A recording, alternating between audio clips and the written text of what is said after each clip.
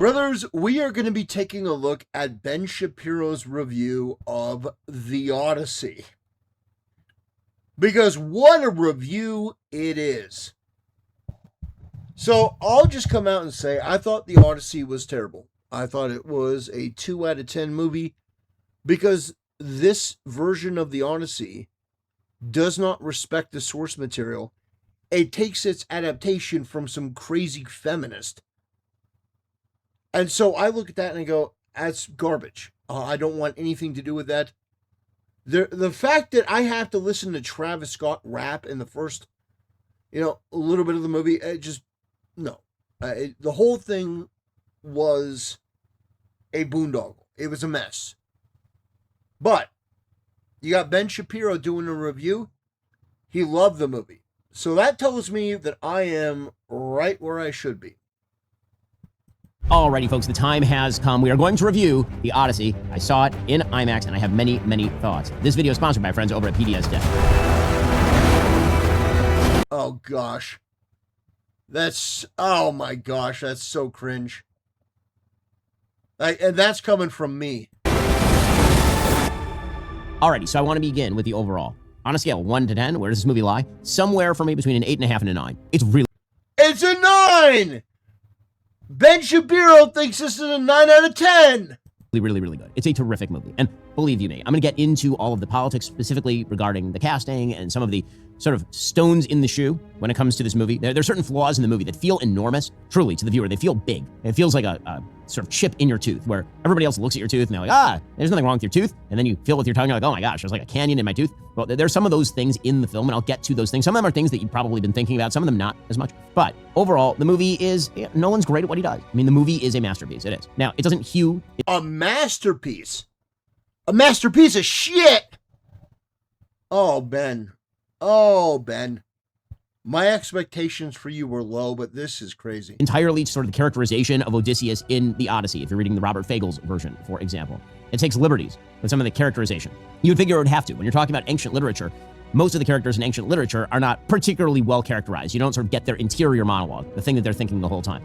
And the thematic, when it comes to The Odyssey, is not totally clear. You have a bunch of speeches that kind of will insert a theme here or there, but it's not as though there's some sort of overarching dramatic theme to The Odyssey other than a man trying to get home. But Nolan does something different here. He actually inserts a sort of overarching theme that I quite liked. Now, whether you think that's true to the theme of The Odyssey is another question. There may be hints in the original poem, but it's certainly not clear from the text of The Odyssey that what he's doing with Odysseus is actually kind of directly from the text. That's okay. You're allowed to take liberties with ancient texts. As a film, does it work? Absolutely. Now, the film starts off relatively slowly. So the first hour starts off fairly slowly and kind of episodic. And then about halfway through, it kicks in and you realize what the theme is going to be and it just gets better and better. So by the time you hit the end, it actually is quite moving and quite effective. Okay, so again, we'll start from the very beginning. Nolan is great at what he does. The movie looks beautiful. It's well shot. The images are incredible and iconic. They're images you can't get out of your head after having seen the film. Particularly the fall of Troy, which appears in the last hour of the film or so, is extraordinary. The entire incident with the Trojan horse is filmed in dramatic fashion. Again, extraordinary. Everything with the Cyclops is amazing. The script has some flaws. I'll get to the flaws in a second. I mean, Ben, I don't know where he's coming from with this. I don't understand Ben. The visuals were okay. I wasn't blown away by them. The costumes I thought were ridiculous. But he's talking about, well, they made certain liberties and they were okay. I don't think he fundamentally understands the importance of translating something accurately and then being honest to that accurate representation. Like, this was taken from feminist slop, and it shows. The dialogue, the writing, the costume, like everything in this, there's something off. To give this a 9 out of 10 is insane. I do have somewhat of a problem with Nolan's sound mixing. He does this thing in a lot of his movies where the sound of the score sometimes overwhelms the dialogue, which is a problem. I'm trying to actually hear what the character is saying. And that does happen from time to time. Particularly, there's a scene where Charlize Theron, who's playing Calypso, is sort of giving you her rationale for why Odysseus was stranded and why she's allowing him to leave and all of that. And it kind of gets eaten up by the score. That's a problem. But again, as a director, Nolan is unparalleled. He's the best director working today, without a doubt. He just creates... Best director? What is Ben huffing? Best director? Really? What is with the Nolan glaze? I don't get it. I genuinely don't get it. Ben is such a slave to Hollywood. It's insane. Creates iconic movie after iconic movie. The cinematography is beautiful. The score by Ludwig Göransson is, I would say, good, not great. You don't walk out sort of thinking that was one of Göransson's. Yeah, that's one of the first things that I said. One of the first things that I said. The soundtrack was shit. I wasn't overly moved.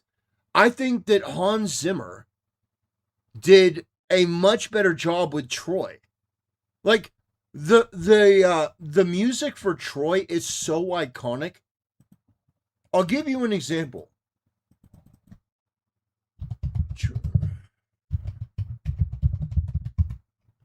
I'll give you an example.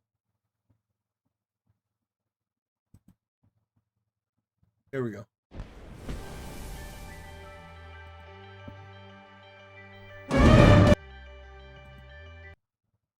Ben said he was badly bullied as a kid, and I'm starting to understand why. Yeah. Thank you for the donation, Heinrich. I really appreciate it, brother.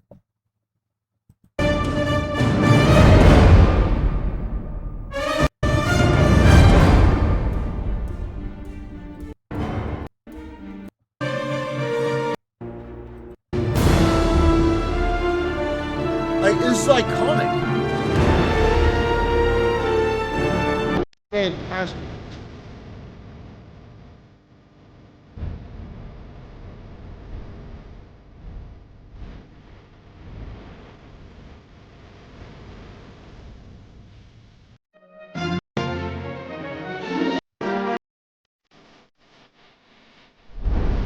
This is so good.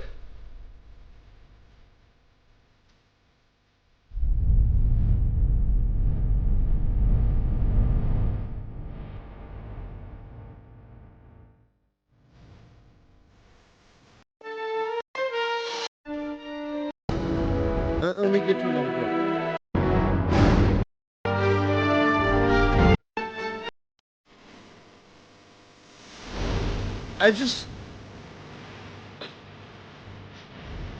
The music is so good.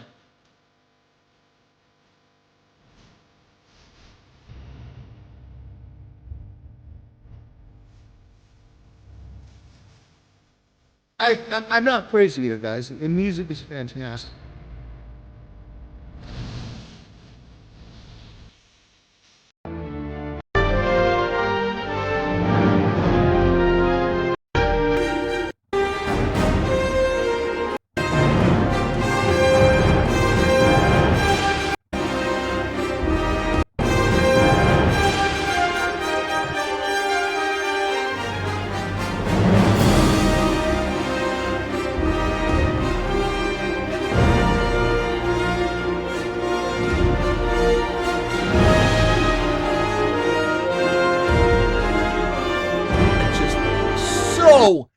Epic. You see, the music for Troy is still memorable today. It's still epic today. You could put on a Troy soundtrack and it's awesome. The music for the Odyssey 2026 is garbage. It's not memorable. It doesn't fit. Like, it is bad. So it is one of many things that they should have gotten right, that they didn't get right, and there's no excuse for them not getting right. You have the template for what people wanted with a movie like this through Troy.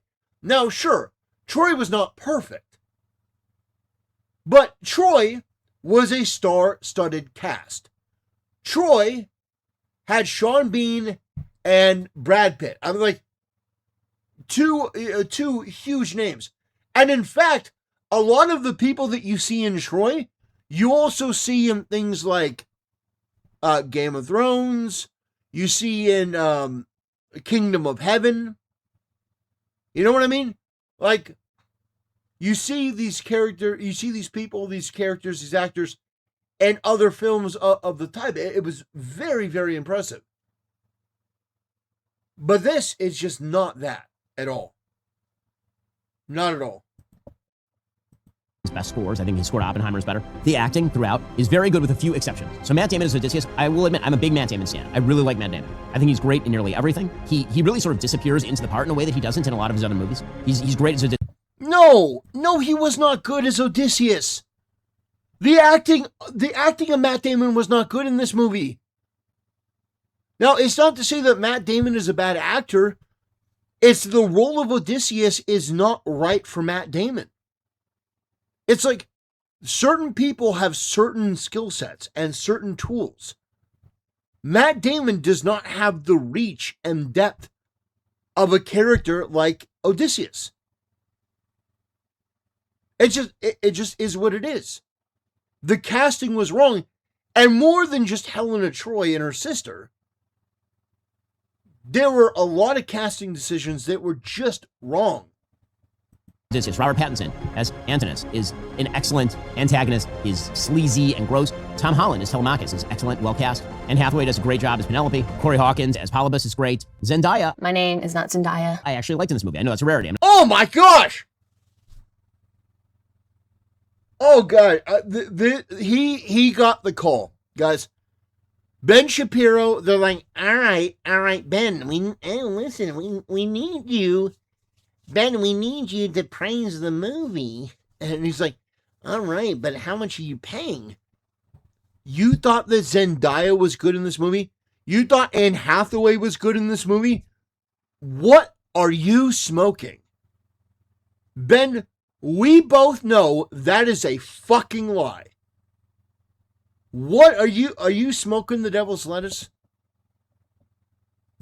I'm not a huge Zendaya fan, but Zendaya. What Nolan does with Zendaya, I'll explain in a second, is actually quite smart. Jon Bernthal as Menelaus. I do like Jon Bernthal in nearly everything. Charlize Theron's Calypso is great. John Leguizamo as Eumaeus. A lot of people didn't like his performance. I liked it. I didn't have a problem with Lupita Nyong'o as Helen or Clytemnestra. You know where I'm going here. You know where I'm going to say that the casting went awry, and it really did. Okay, so I'm going to talk about the themes, and then I'm going to get to the flaws. So the theme of the movie, the way that Nolan unspools it, is basically that Odysseus is almost a self-imposed exile. Yes, he wants to get home, but he suffers tremendous guilt over the loss of his men during the Trojan War. He doesn't think the Trojan War should have been fought. He's sort of strong-armed into it by Agamemnon and by Menelaus. He has to abandon his wife. He has to take a draft of his people, and then he has to go. And he's there for 10 years, and then he's missing for another 7 years. All of that is stuff that he regrets. So he's racked by regret over the loss of his men. But as it turns out, he's also racked with regret over the end of the Trojan War itself. So one of the conceits of the film is that there is this rule that is essentially a biblical rule smuggled into Greek theology. Treat people as you would want to be treated. I mean, this comes up multiple times in the film. That rule is put into the guise of because that person may turn out to be a god, right? Because if you're treating a person in a certain way, that person may turn out to be a god in disguise. It's called Zeus's law. They keep saying it over and over in the film. And so the basic idea is that Zeus's law was violated by offering a gift in order to get inside the walls of Troy, and then a slaughter was carried out. Essentially, a Holocaust of Troy was carried out. And so he has regrets over both the... He really used the term Holocaust instead of genocide. Oh gosh. Oh no. No, he used the term Holocaust. Oh, Ben. Yeah, because basically what Odysseus did was it's like the Red Wedding, okay? It's like the Red Wedding. You don't invite somebody to a wedding under peace terms and then kill them. You know, the phrase were scumbags. So yes, he is right. He won the war, but he won under nefarious, dishonest circumstances. So, yeah, I think that's pretty clear why he would have guilt about that.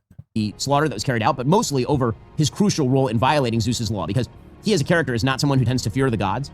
He's not someone who tends to think that fate is in the hands of the gods. He's constantly rebelling against fate. As he's informed by one of the other characters, Athena, it turns out that actually he's not rebelling against fate as much as he's rebelling against human nature. In any case, because of those regrets, he is sort of sidetracked, and he has to learn that human nature is venal and greedy and bad, and that he's not in control of everything. But the idea also is that's why you have things like Zeus's law, and when Zeus's law is violated, then it is very difficult to put back together. There's a threat that is sort of materialized into the script, that there are these sea people who you never see, who are violating all the laws of war, and they're going ashore in places like Ithaca in order to invade it, and they're not paying attention to any of Zeus's law. And it turns out that Odysseus believes that the reason why that's happening is because he violated Zeus's law, and now you've unleashed upon the world this violation of the natural order. Again, very conservative messaging. And once you violate the natural law, that has infectious effects. The idea that human beings are greedy and venal. You see that in the scene with Cersei where the men are turned into pigs, which, by the way, is one of the creepier scenes ever filmed. I mean, really creepy. The way that he films that is that Cersei physically manipulates, these men get addicted to eating, and then she physically manipulates their bodies into the bodies of pigs. It's super creepy. It's sort of like, yeah, if you remember Spirited Away, same sort of thing. Spirited Away, they had the same sort of scene where they got addicted to eating and then they became pigs. Weird. Yeah, again, really well filmed and thematically pretty interesting. And the idea is that he has to violate Zeus's law essentially one last time and then go into exile in order to preserve the city. That's Samantha Morton who plays Cersei, by the way. The basic idea here is that in the very last battle, he comes back, obviously, and now he has to kill all the suitors. Now, in the Odyssey, he just kills all the suitors and retakes the crown. And then he has to sort of broker a peace with all of the remaining lords. Here, the idea is that he's going to violate Zeus's law one last time in order to take out all the enemies, and then he's going to go into exile with Penelope, and Telemachus is going to become the king because he hasn't actually violated the law of Zeus. And that means that he essentially has to take on everybody by himself. Again, the thematic, I think, is kind of great. I kind of love it a little bit. And the movie is beautiful. Okay, now, on to the actual flaws. So, there have been a bunch of flaws that have been pointed out, particularly by people on the political right. And again, I'm trying to be objective about these films. Why?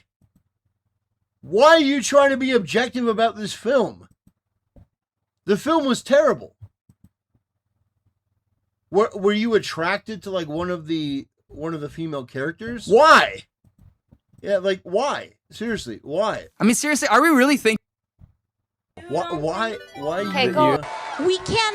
Nigger like. He's a basement pisser. I'm like, let me see if I can't find. Like, maybe I can find a better picture. You want to? Like you thought this was good? You like that? You thought, oh man, what a beautiful face. What a beautiful face. Launch 1,000 clips. Oh gosh, she's so ugly. She's so ugly. Why would you choose her as Helena Troy?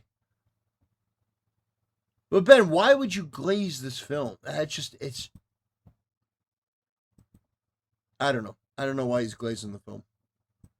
This is why I wasn't going to jump to conclusions about the film based on a bunch of sort of online rumors. I wanted to see it and then review it. I know, weirdness and oddity. Okay, so there are essentially 5 flaws that have been presented by people on the right when it comes to casting and all the rest. Those flaws would be, in order, Travis Scott, who's a rapper, playing the bard, Lupita Nyong'o playing Helen, the most beautiful woman ever to have lived, the use of the terms dad and mom in the film, the sort of modern language of the film, Zendaya as Athena, and Elliot Page as Sinan. So I'm going to go through those in order. So, starting with Travis Scott as the bard. He's in it for about 5 seconds. Okay, so this goes to, why isn't everybody in the movie Greek? I'm just going to point out at this point, no one in the movie is Greek. Literally no one. Matt Damon. Yeah, that's pretty shitty. Is of Nordic extraction. Okay? Matt Damon is a very white guy. He is not Greek. Tom Holland does not look Greek. Anne Hathaway does not look Greek. None of these people look Greek. So, yeah, why? So we can start with that. So I'm not super bothered by, Travis Scott playing the bard. Oh, really? So you're okay with the defilement of literature and culture by bringing in a rapper to play the role? Oh, you don't see the problem in it. All right. It didn't really take me out of the story in any significant way. Okay, so maybe the bard is just a traveler from Northern Africa in this particular version. I'm not gonna go crazy over that. It doesn't change the story in a fundamental way. I feel the same thing about Lupita Nyong'o. So I know a lot of people were like, oh my God, Lupita Nyong'o is supposed to look like Diane Kruger. I don't know, Diane Kruger doesn't look very Greek. She's German. So Lupita Nyong'o. But she was attractive, you fucking idiot. Like, oh my gosh. This is why people hate you, Ben. You are not a conservative in any way. You are not an actual conservative, and you don't understand shit about culture. You are a Hollywood liberal to your very core. Always have been, always will be. The reality is that her playing it, first of all, she's ugly.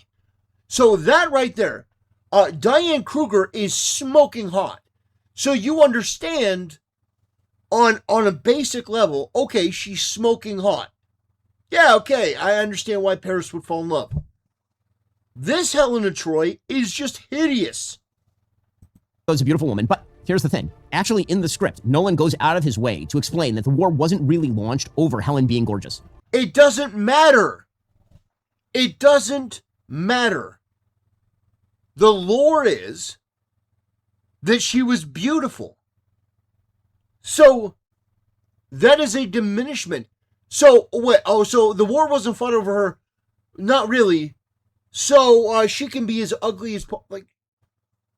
Ben, this is a terrible review. There's a line where he actually has Odysseus explain to Penelope the reason the war is being launched is that Helen is a pretext. Helen is an excuse. Actually, Troy just exists on the trade routes, and Agamemnon and Menelaus want to seize control of the trade routes. Yes, we know that. But still, the Trojans did steal his wife. Now, would Paris fall in love with the ugliest woman that you've ever seen? A prince of Troy fell in love with the ugliest woman you've ever seen. Is this a trick of the gods? Is this like Shallow Hal for back in those days? The Greeks want control of that trade route, and they're going to use the abduction or flight of Helen as the excuse for the battle. So it's not really about Lupita Nyong'o being like extraordinarily beautiful as much as it is an excuse for why they did this thing in the first place. No. Her being ugly is an intentional choice, man.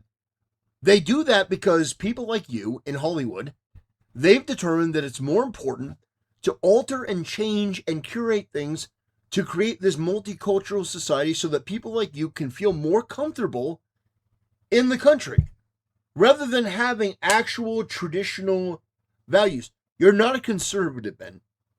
And you know what? I don't think you ever have been. You are a cultural liberal. You are a leftist in nature. And it has never been more clear.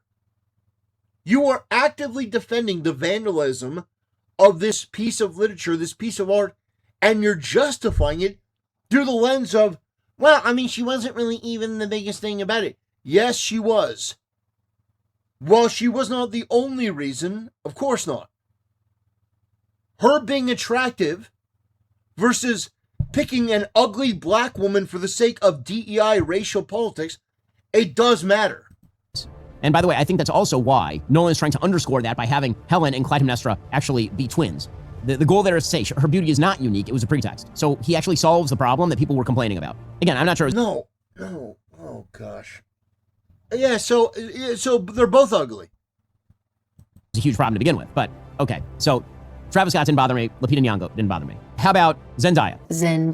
Okay, third casting thing that people were upset about was Zendaya as Athena. This is actually in the script. Nolan does something super clever here. I actually really love what he does with Zendaya as Athena here. Why? Why does Matt Damon, again, the idea is that the gods appear to Matt Damon as he sees them. And not that objectively speaking, Athena looks like Zendaya. Why does that happen? Okay, so there's a flashback near the end of the film where he is flashing back to the sack of Troy, and they're slaughtering everyone. Right? He says it's 10 years of rage and anger being taken out on the population, and it's a slaughter. I mean, they're killing men, they're killing women, they're killing children, all of it. He watches as soldiers, as Greek soldiers, take Zendaya, who's a young woman living in Troy, and behead her in front of him. At the same exact time, he's watching a statue of Athena be beheaded. Right? Again, Zeus's law has been violated, and so now, forever in his mind, this young woman who's been beheaded and Athena are tied, and they're the same. The idea is that any god can be a human being, right? As part of Zeus's law. Which is actually a super clever device. Casting Zendaya in that role doesn't change anything. The point isn't that Athena is supposed to be the most beautiful woman. Ben is so desperate to defend this absolute garbage. It's word salad.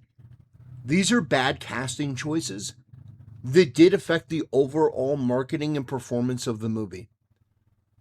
Ben is giving this a 9 out of 10, and I don't understand why. The movie was not a 9 out of 10. The movie was a 2 out of 10, and that's me being generous. Like, I look at this, and it is startling to watch people like Ben, who are like chameleons, who are like snakes in this space, desperately go out of their way to try to defend this absolute shocking shit show. This is bad. This is probably one of the worst reviews I've seen from somebody that is quote-unquote conservative. Who has ever lived, and she's supposed to look Greek, or like the idea is that he sees the humanity in the goddess Athena, right? That's the idea there. So it's actually cleverly woven into the script. I think Zendaya does a fine job. She doesn't bother me at all. So again, those three problems don't have a problem. Then there are the two that are a problem. Here are the actual stones in the shoe. One of them is the use of language like dad or daddy and mom. It takes you out of it. Just a reality. That's what takes you out of it? That's what takes you out of it? Not the rapping, not Zendaya. No, not the bad acting, not the bad costumes. No, the thing that took you out of it was saying mommy and daddy. It takes you out of it. Now, I agree with you. It should say mother and father. I agree with you. I do. But that's your only concern with the movie? And there's no reason for it. You could have just said father and mother, and it would have not taken you out of it. Anything that takes me out of the film is a thing that should not have happened in the film, is my You just got done defending a lot of things that would take anyone out of the film. basic rule here. So if it takes you way out of the film, again, it doesn't take me out of the film that there's a multiracial cast. If you want to make the case everybody needs to be Greek to be authentic, I think you can make that case. If you want to make the case everybody has to be white, I think that that is a lesser case because white Why? people and Greek are not quite the same thing. Yes, that is true. They're not quite the same thing. However, this is a predominantly white country. You take something like Troy, that was a predominantly white cast. Like, no. You can have people that are not, you can have people that are not Greek in your movie, but the choices that they made for these certain roles are so obvious. It's like, we're not expecting 100% that you have to get every person to play the role that's Greek. No. But at the same time, you have something like Moana. Moana is, you know, the live action Moana. Well, we care about representation and stuff. But in this, you don't. You can start casting black people and, you know, just cast anyone you want. No duty of care. And if you want to make the case that males should play males and females should play females, I'm very much into that. That makes sense to me. Well, oh gosh. Well, folks, in the Odyssey, Odysseus spends a lot of time treading water. But here's the thing. If your credit card balance is going... Oh gosh. Oh gosh, an impromptu Ben Shapiro ad. To make her appear more man-like, but still she is about 5'2" and 105 pounds soaking wet and has the voice of a woman, it doesn't work. Okay, so Elliot Page plays a character named Sinan. The character arc of this character is you see Sinan as a young boy, a pudgy young boy who's maybe 10 or 11 years old. And Robert Pattinson's character is selected to be drafted to go to the Trojan War and essentially threatens this young boy to go to the Trojan War instead or he's going to kill the family. And so Sinan ends up going to the war in place of Robert Pattinson. It's kind of a crucial plot point. Okay, Sinan, this young pudgy boy, then turns out to be a 39-year-old woman dressed as a man, which again, that's weird. It's especially weird because the person they got to cast as kind of young Robert Pattinson looks like Robert Pattinson. The person they cast as young Elliot Page looks like a pudgy boy. So it doesn't work. Sinan is supposed to be the soldier who's stationed outside the Trojan horse to tell the Trojans that this is actually a giant gift. Okay, in the film, Sinan is told by Odysseus that you're going to explain this to the Trojans. And instead of Sinan explaining to the Trojans what's going on with the horse, the Trojans just kill Sinan right away. That's the one scene with Elliot Page. And then there's a second crucial scene. This scene is drawn originally in the Odyssey from, I believe, Book 11 of the Odyssey, which is the part where Odysseus visits Hades, right? Visits Hell, and has a conversation with Achilles. Yeah. Now, again, in the Aeneid, Sinan is a character who actually appears in Hades. So this part, the Elliot Page part, is not supposed to be Achilles. In the movie, he takes his crew, Odysseus, to Hades. And in Hades, he has a conversation with Sinan, in which Sinan explains that Odysseus must have lied to him about not dying, about living through that particular affair. And also Sinan warns him that he is going to, that his crew members are likely going to die, and talks about heroism in battle and how heroism isn't really worth it so much. Coming out of the mouth of Elliot Page, it just doesn't land. Yeah. The shots are beautiful, the dialogue is good, and it's coming out of the mouth of a woman. There's just no... The dialogue is atrocious. It shouldn't be coming from this actor. Shouldn't be coming from this character. It's yet another bit of vandalization. It should be Achilles there. They should have gotten Brad Pitt. Other way to put it, Elliot Page is still a woman, and the voice is the voice of a woman. And having a woman pretending to be a youngish man telling you these things does not land in the way that it should. Does it kill the movie? No, of course not. But is it a flaw in the movie that is utterly unnecessary?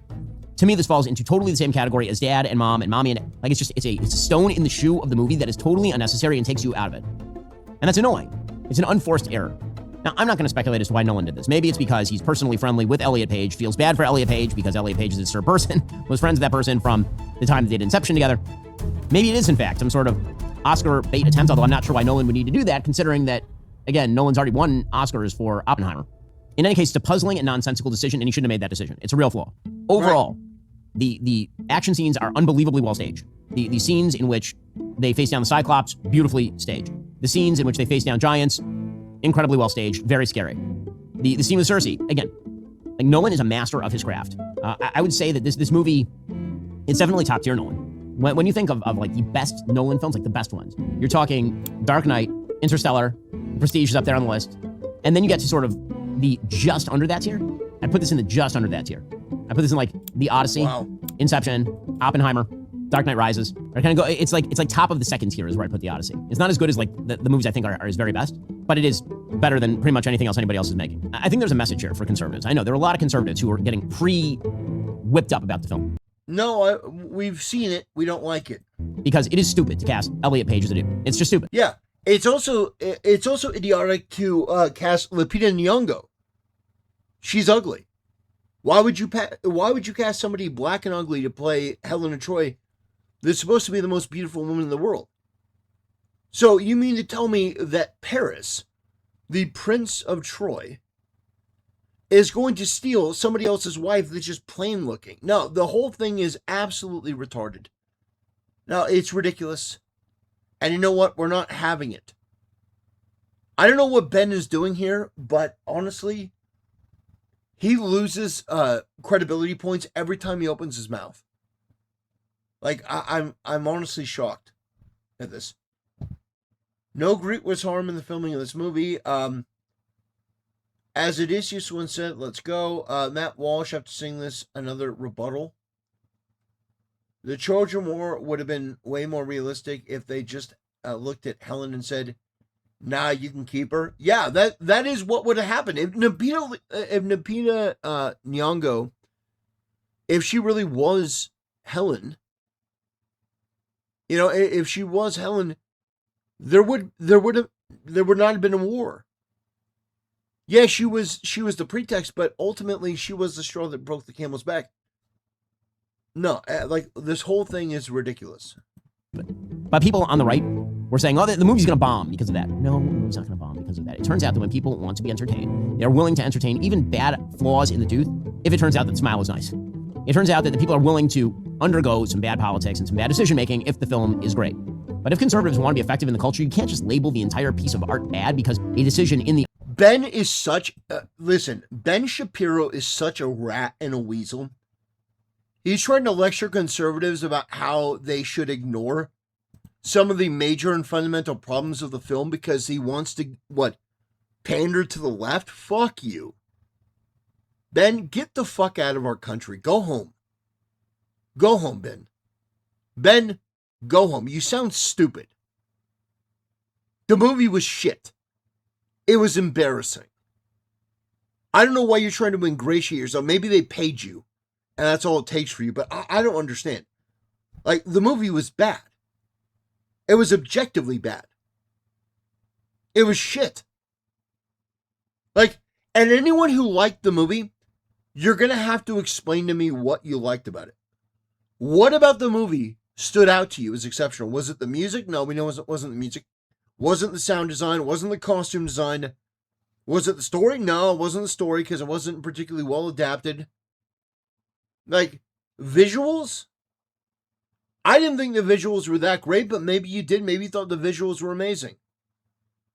I sort of attribute the cinematography was fine. Cinematography was good, but the costumes were bad. The costumes were embarrassing. And so, I mean, like, what about it really stuck out that you're like, yes? I'm curious. The acting wasn't good. The acting was not good from Anne Hathaway. It wasn't good from Tom Holland. It was, him as Telemachus, unbelievable. And I don't mean unbelievable in a good way. I mean literally unbelievable. Robert Pattinson did the best that he could. I didn't think he was too bad. The scene at the end where Odysseus returns and reclaims the bow, that was lacking soul. It was lacking aura, the way that the 1997 movie did it. No matter how you look at it, this movie is a stinker, okay? Anyway, I want to thank you guys for watching. I want to thank you for supporting the channel, and I'll see you next time.